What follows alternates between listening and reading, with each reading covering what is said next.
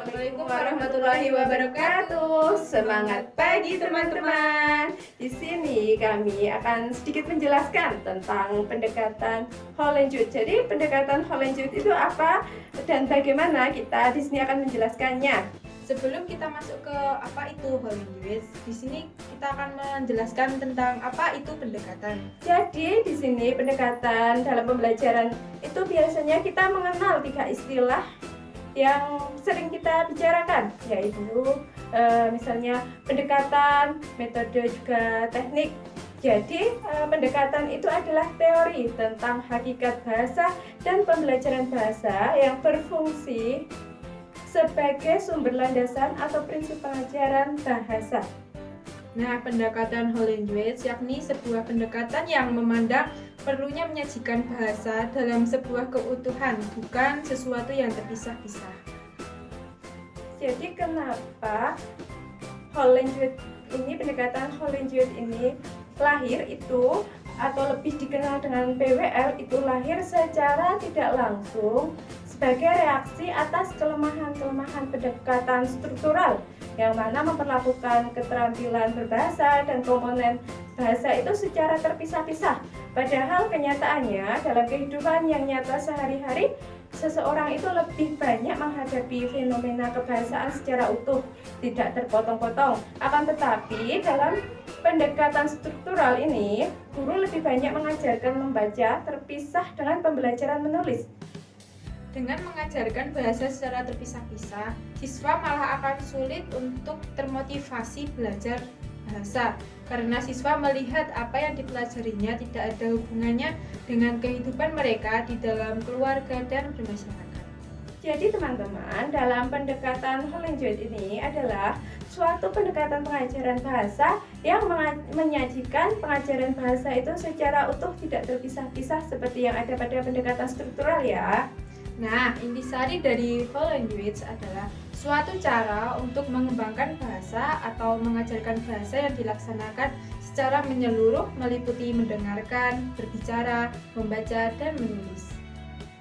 Jadi dalam pendekatan Hollanjuit ini ada prinsip-prinsipnya. Yang pertama, bahasa itu disajikan dalam sebuah keutuhan, bukan sebagai potongan-potongan bahasa yang terisolasi ataupun terpisah-pisah.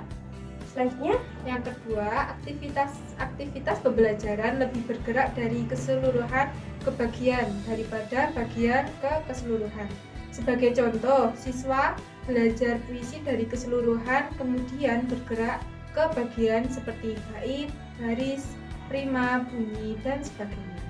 Ya, yang ketiga yaitu keempat keterampilan berbahasa itu harus dioptimalkan. Jadi keempat keterampilan berbahasa tadi yang meliputi apa saja yang tadi? Mendengarkan, berbicara, membaca, dan menulis itu harus dioptimalkan. Dan yang terakhir, bahasa yang dipelajari melalui interaksi sosial dengan orang lain. Ya, selanjutnya masuk dalam komponen Hollanjuit ini ya.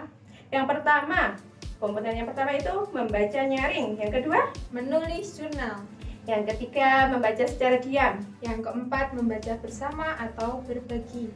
Kelima, membaca terbimbing. Keenam, menulis terbimbing.